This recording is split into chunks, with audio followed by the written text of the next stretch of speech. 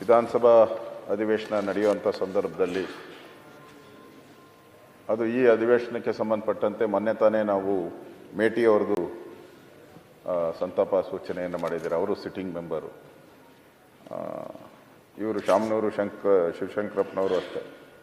ಅವರೆಲ್ಲರಿಗೂ ಮೊದಲಿಂದನೇ ಹೇಳ್ತಾ ಇದ್ರು, ನಾನು ಕೊನೆವರೆಗೂ ಅವ್ರು ಯಾವಾಗ ರಿಟೈರ್ಡ್ ಆಗ್ತೀಯ ಅಂತ ಹೇಳಿದ್ರೆ, ಇಲ್ಲ ನಾನು ಬದುಕಿರೋವರೆಗೂ ನಾನು ಅಧಿಕಾರದಲ್ಲಿ ಇರಬೇಕು ಅನ್ನೋ ಮಾತನ್ನ ನಿಲ್ತೀನಿ ಅಂತ ಹೇಳ್ತಾ ಇದ್ರು. ಇನ್ನೊಂದು ಎಲೆಕ್ಷನ್ ನಿಲ್ತೀನಿ. ಹೌದು, ಇನ್ನೊಂದು ಈಗಲೇ ಅವ್ರಿಗೆ 95 ವರ್ಷ, ಇನ್ನೊಂದು ಎಲೆಕ್ಷನ್ ನಿಲ್ತೀನಿ ಅಂತಲೂ ಕೂಡ ಹೇಳ್ತಾ ಇದ್ರು. ಅಂದ್ರೆ ಆ ಥರದ ಗಟ್ಟಿ ಮನುಷ್ಯ, ಭಾಳ ಗಟ್ಟಿ. ಅದನ್ನು ಅವರ ಇಡೀ ಜೀವನ ನಾವು ಒಂದು ಸರಿ ಮೆಲುಕು ಹಾಕ್ಕೊಂಡ್ರೆ, ಅವರು ಪ್ರಾರಂಭದಿಂದನೂ ಕೂಡ 1931 ಅವರ ಹುಟ್ಟಿದಂಥದ್ದು.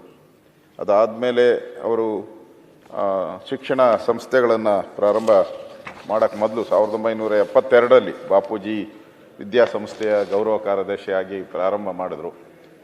ಮುಖ್ಯಮಂತ್ರಿಗಳು ಹೇಳಿದ ರೀತಿ ಇವತ್ತು ದಾವಣಗೆರೆ ಅಂತ ಹೇಳಿದ್ರೆ ದೊಡ್ಡ ಒಂದು, ಎಲ್ಲಿ ನೀವು ಆ ಹೈವೇನಲ್ಲಿ ಹೋಗ್ತಾ ಇದ್ರೆ ಎಡಗಡೆ ಬಲಗಡೆ ಎರಡೂ ಕೂಡ ವಿದ್ಯಾಸಂಸ್ಥೆಗಳೇ. ಆಸ್ಪತ್ರೆ ಇರ್ಬೋದು, ನಾನು ದಾರಿಯಲ್ಲಿ ಕ್ಯಾನ್ಸರ್ ಆಸ್ಪತ್ರೆನೂ ನಿರ್ಮಾಣ ಮಾಡಿದ್ದಾರೆ. ವಿಶ್ವರಾಧ್ಯ ಕ್ಯಾನ್ಸರ್ ಆಸ್ಪತ್ರೆಯನ್ನು ಪ್ರಾರಂಭ ಮಾಡಿದ್ದಾರೆ. ಅಂದರೆ ಇಡೀ ದಾವಣಗೆರೆಗೆ ಒಂದು ಕಳೆ ಕಟ್ಟೋ ರೀತಿ ವಿದ್ಯೆಗೆ ಒಂದು ಪ್ರಾಮುಖ್ಯತೆಯನ್ನು ಕೊಟ್ಟು ಈ ಸಂಸ್ಥೆಯನ್ನು ಬೆಳೆಸಿದ್ದಾರೆ. ನಗರಸಭಾ ಸದಸ್ಯರಾಗಿ, ಅಧ್ಯಕ್ಷರಾಗಿ, ಶಾಸಕರಾಗಿ, ಮಂತ್ರಿಯಾಗಿ, ಅದು ಸಿದ್ದರಾಮಯ್ಯನವ್ರ ನೇತೃತ್ವ ಸರ್ಕಾರದಲ್ಲಿ ತೋಟಗಾರಿಕೆ APMC ಸಚಿವರಾಗಿಯೂ ಕೂಡ ಕೆಲಸ ಮಾಡಿದ್ದಾರೆ. ಸೊ ತೋಟಗಾರಿಕೆ ಅವರು ಬಸವರಾಜ ಬೊಮ್ಮಾಯಿಯವರಿದ್ದಾಗಂತೂ, ಅವರು ಮುಖ್ಯಮಂತ್ರಿ ಆಗಿದ್ದಾಗ ವಾರಕ್ಕೊಂದು 4 ಸರಿ ಅಲ್ಲಿ ಅವರ ಆಫೀಸಲ್ಲಿ ಇರೇ ಇರೋರು. ನಾನು ನೋಡೇನಲ್ಲ, ಬಂದಾಗ ಹೋಗಿ ಅಲ್ಲಿ ಕೂತಿರೋರು. ನಾನು ಬೊಮ್ಮಾಯಿಯವರ ಹತ್ರ ಹೋಗ್ತಾ ಇದ್ದೆ, ಅವರು ಗ್ಯಾರಂಟಿ ಅಲ್ಲಿ ಇರೋರು. ಅಂದರೆ ಕ್ಷೇತ್ರದ ಕೆಲಸ, ಸಮಾಜದ ಕೆಲಸ, ಮತ್ತು ಭಾಳ ನಿಷ್ಠೂರವಾಗಿ ಮಾತಾಡ್ತಾ ಇದ್ರು. ಅವರು ವೀರಶೈವ ಮಹಾಸಭಾದ ಏನಾದರೂ ಪ್ರಶ್ನೆಗಳು ಬಂದಾಗ ಧೈರ್ಯವಾಗಿ ಹೇಳ್ತಾ ಇದ್ರು, ಧೈರ್ಯವಾಗಿ ಅರಸ್ಕೊತಾ ಇದ್ರು. ಇವ್ರು ಹೇಳಿ ಸ್ಟೇಟ್ಮೆಂಟ್ಗೆ ಯಾರು ವಿರುದ್ಧ ಹೇಳೋಕ್ಕಾಗಲ್ಲ. ಆ ಥರದ ಒಂದು ಸೀನಿಯಾರಿಟಿ, ಆ ಸಮಾಜಕ್ಕೆ ಮಾಡಿದಂಥ ಸೇವೆ ಆಧಾರದಲ್ಲಿ ಯಾರು ಕೂಡ ಇವರಿಗೆ ಪ್ರತಿರೋಧ ಹೇಳುವಂಥ ಪರಿಸ್ಥಿತಿ ಇರ್ತಿಲ್ಲ. ಆ ಥರದೊಂದು ಸ್ಟೇಚರ್, ಇದೇನು ಒಂದೇ ದಿನಕ್ಕೆ ಸ್ಟೇಚರ್ ಕ್ರಿಯೇಟ್ ಆಗಲ್ಲ, ಒಂದೇ ದಿನಕ್ಕೆ ದೊಡ್ಡ ವ್ಯಕ್ತಿ ಆಗಕ್ಕೆ ಸಾಧ್ಯ ಇಲ್ಲ.